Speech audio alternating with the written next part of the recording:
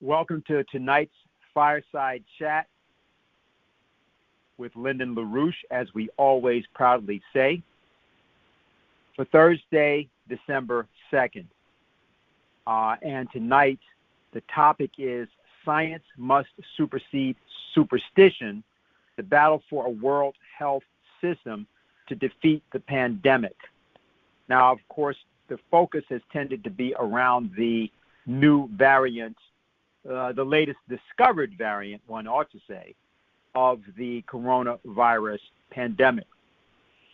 But when you talk about the question of superstition, let me simply point out that the greatest superstition that infects the transatlantic world it's the superstition concerning the nature of money. The nature of money, and then in a derivative sense, the nature of wealth, as well as the nature of worth. There is more superstition around these matters than anything else. And as a consequence, the actual ideas of Lyndon LaRouche on physical economy have generally gone unsupported, though in one sense, devoutly to be wished might be the best way to put it, by many of the people that have attempted to associate with LaRouche over the years. The situation that the world thinks it's in with respect to the coronavirus pandemic is not the situation that the world is actually in. And that's the reason that there is much, though perhaps well-meaning, wrong-headed and ill-fated preoccupation and discussion about the origins of the virus, the nature of the virus, the nature of the vaccine treatment, et cetera, et cetera, et cetera. All of it is diversion from the point. All of it. Why?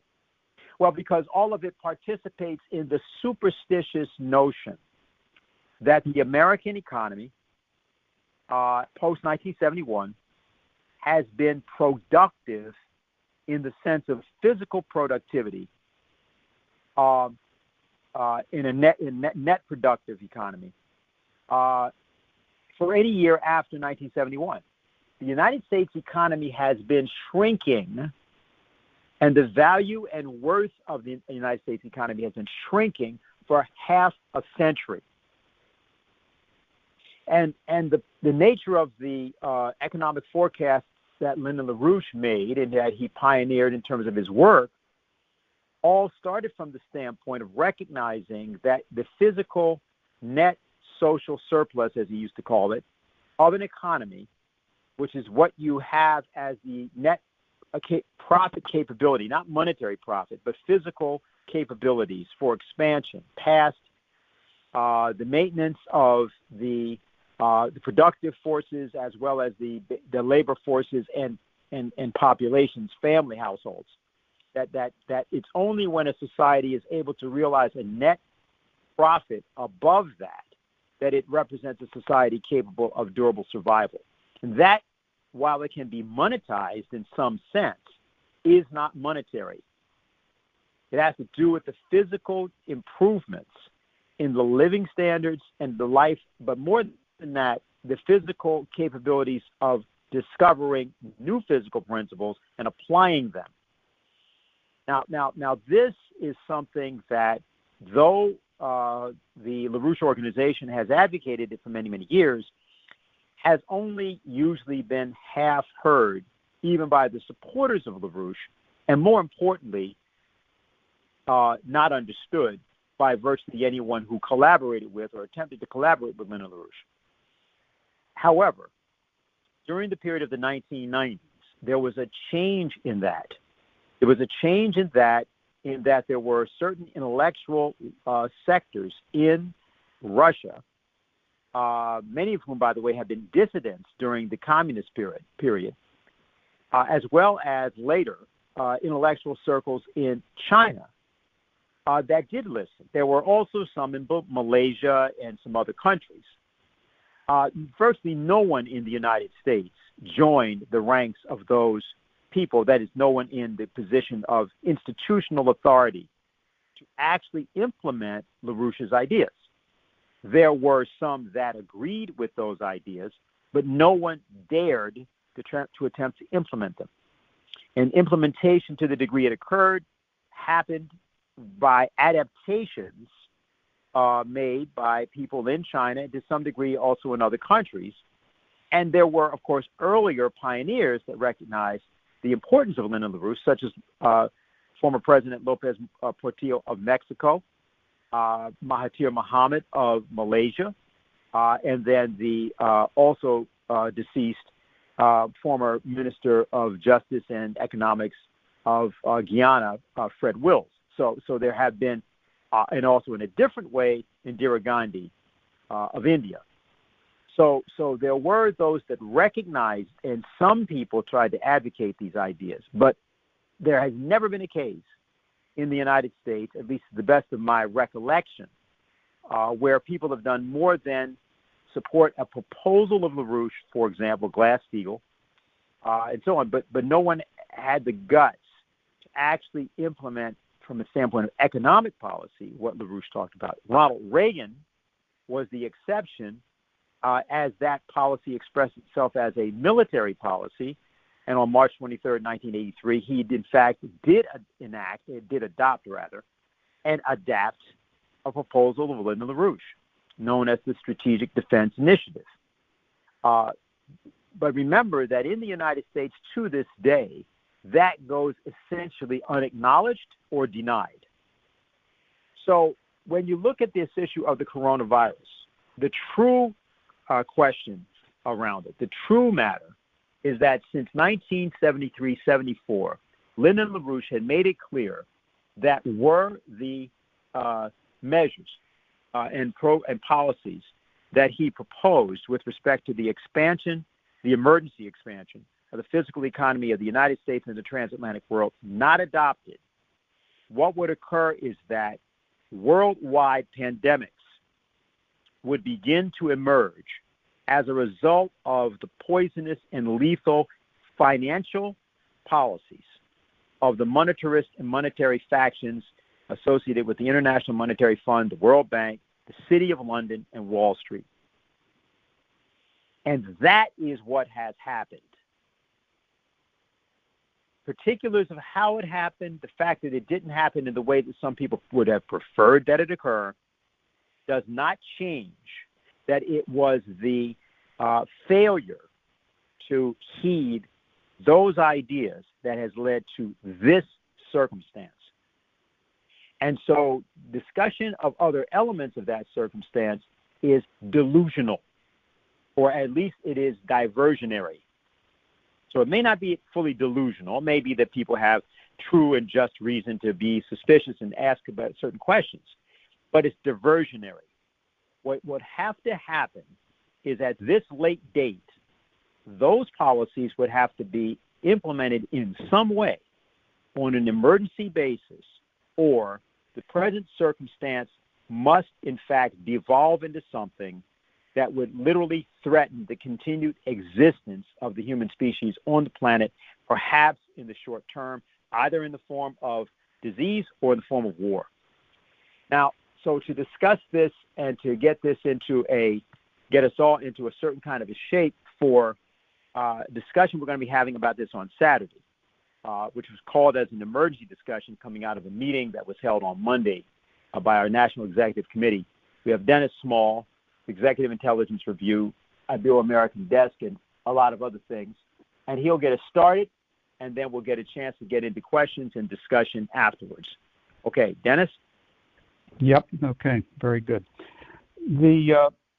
My central purpose and what I want to discuss tonight around the question of the pandemic and the issue of why science must supersede superstition, the central purpose is to ensure that everyone listening to this discussion, participating in it, actually does attend the Saturday emergency meeting that was just referred to, and that they spend the remaining 36 or however many hours there are between now and then organizing others to also attend that meeting and participate in that discussion.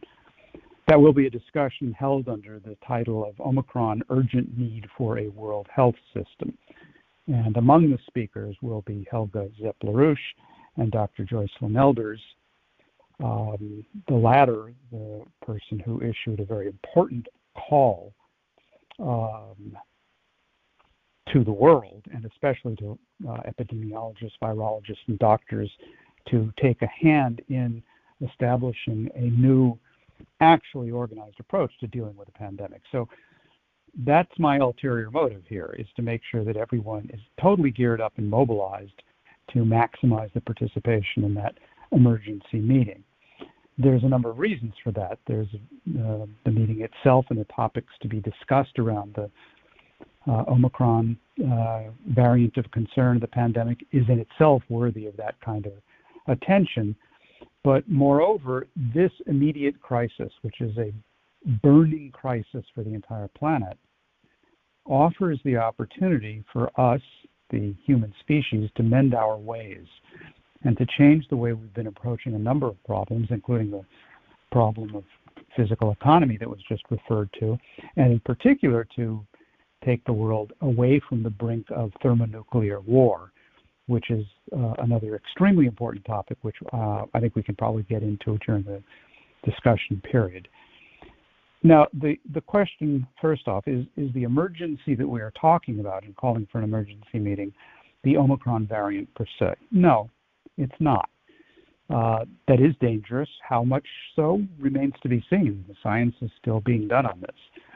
The real emergency is that the policies that created the pandemic in the first place were not changed when the occasion, the opportunity to do that was there, and the call for it was done by Helga Zepp-LaRouche in remarks that she made right at the very beginning of the pandemic on March 13th, 2020. We all remember that it was in the first 10 to 20 days of March when things really hit the United States full bore. And it was at that point that she wrote an editorial statement which stated very clearly that this pandemic has to force a rethinking of international cooperation.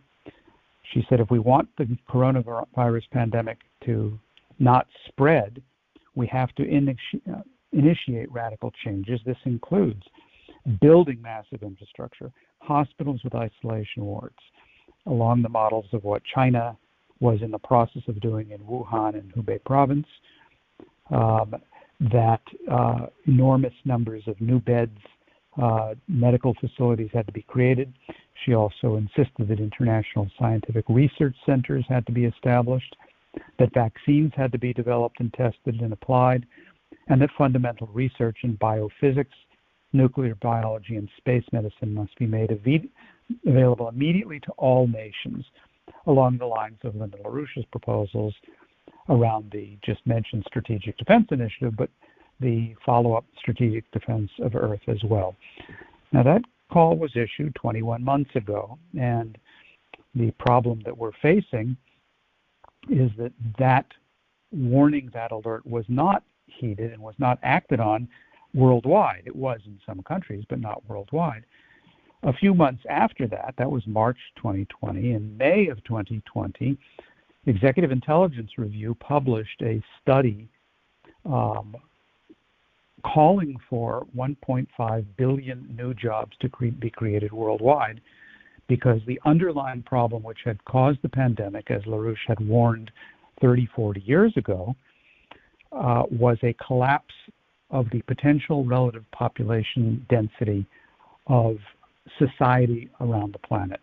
Potential relative population density is essentially LaRouche's discovery of the nonlinear measure of the power of a society to continue to innovate and produce advanced technologies to enhance that same power in the future.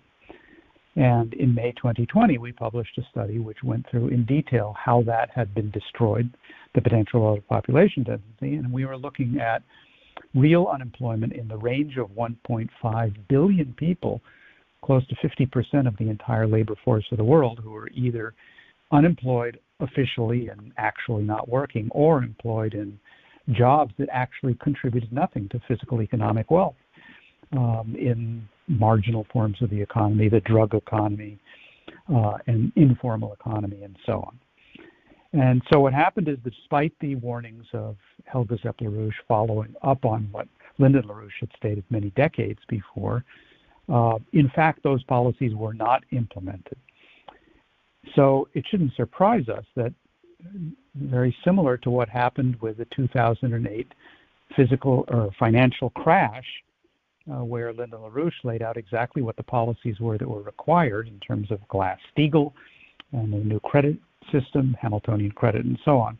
That was not done, but the policies that were implemented in 2008 were policies of quantitative easing, which simply reinflated the speculative bubble and made what was a horrendous problem on steroids, which we're facing today.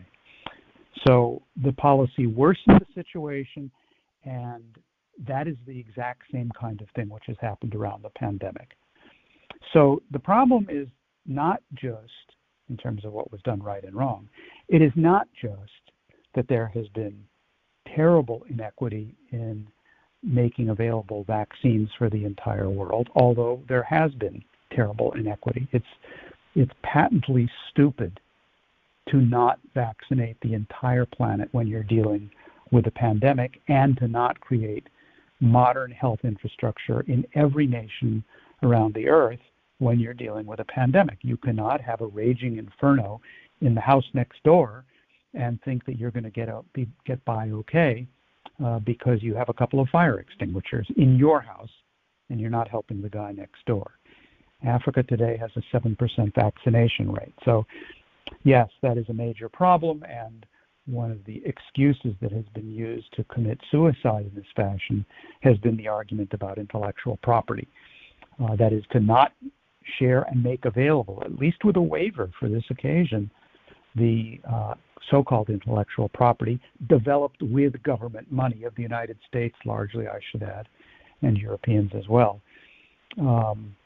But creating that situation where a large part of the planet is simply not vaccinated. But that's not really the central problem, nor is the main issue and problem the phenomenon of an anti-vaccine superstition, and it generally is just that in large parts of the population in different parts of the world. And in the developing sector, there's one form of it. In Russia, there's another form of it. There you have a very low vaccination rate. In the United States, one set of arguments may apply to, working class, enraged conservative types or something like that. Another form of argument would apply to people who are impoverished and living under conditions of the drugs of the inner cities, and so on and so forth. But that's all true, but that's not really the central issue. Nor is it the rather adolescent and infantile attitude of grown adults refusing to put on a mask because they don't feel like it. I mean, this is like a 3-year-old saying, "No, Mommy, I'm not going to put on a mask. I don't like masks. I'm not going to eat my spinach. No, no, no." As if wearing a mask did anything other than make your ears uncomfortable, which it certainly does. And it clearly has played an important role in at least mitigating some of the effects. But the argument of personal freedom that's used around that is pathetic and wrong. But none of these things really go to the fundamental issue. The fundamental issue, as Dennis was just pointing to in his introductory remarks, is what Lyndon LaRouche said was the cause of the problem that would lead to this if not corrected. And that is the collapse of the potential relative population density of the entire transatlantic sector, i.e. the collapse of the physical economy, such that we do not have the wherewithal in physical economic terms to maintain the entire population at a level to protect it from lower forms of life in the biosphere, like viruses, asserting their preeminence.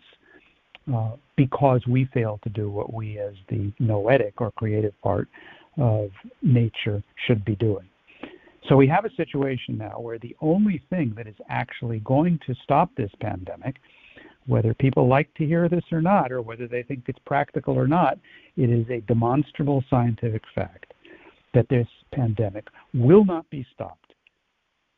And it may be the Omicron, or it may not be. It may be the next one or the next one after that. But the pandemic will not be stopped without a world health system, that is to say, a modern health system in every nation on the planet. We need approximately 30,000 new hospitals built immediately, the way China built them immediately. We need 10 million new hospital beds. We need 200 gigawatts of electricity to be able to do this. We need 10 million new skilled workers, especially nurses, doctors, and so on, to be able to man that physical infrastructure and provide that care. And to do all of this, you need a global infrastructure network of the sort LaRouche laid out in the World Land Bridge proposal, or which the Chinese are advancing on in good approximation through the Belt and Road Initiative. You need to create 1.5 billion jobs if you care to stop this pandemic. Why? Because the form of organization that we are now operating under is violating the actual lawful ordering of the creative universe. If man or any society in any form carries out policies which actually violate the anti-entropic principles on which the physical universe is organized, then what will happen is that man's role as the creative species leading to the greatest possible advance of that entire physical universe that's been created, that role will disappear. So this is what's causal, and this is what has to be addressed, this underlying issue. What is perhaps even more causal in all of this is the change in paradigm, the change in thinking, the change in identity, which has led the United States in particular to tolerate policies which have destroyed our own potential relative population density, and by doing so created all of the attendant problems, in addition to the pandemic, the drug epidemic, the cultural catastrophe of the sort we're seeing in high school shootings and so on and so forth. Which is why I really do want to emphasize that portion of Joycelyn Elders' call, which she issued, which is the basis on which we're organizing this meeting on Saturday. This was in November 23rd open letter, and in her role as co-founder of the Committee for the Coincidence of Opposites with Helga Zepp-LaRouche, Dr. Elders said, the world's healers must step up now to do the job that has not been done. We must educate the people so that science may supersede superstition. Hope may conquer despair, and concern for all humanity overturns a self-destructive concern for just a select few of humanity. Now, I want to emphasize and focus on that point precisely, the need for science to supersede superstition.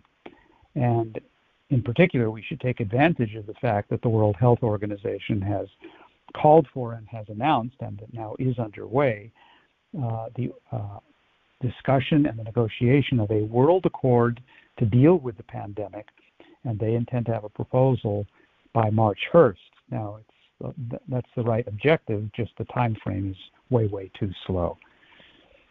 Now, on this question of science versus superstition, it shows itself in many ways. It shows itself in people being sort of obstinately ignorant and forgetting the actual history of vaccines in the world. They don't want to think back, or they don't know anything about Pasteur and even earlier developments of this, or the way vaccination in schools.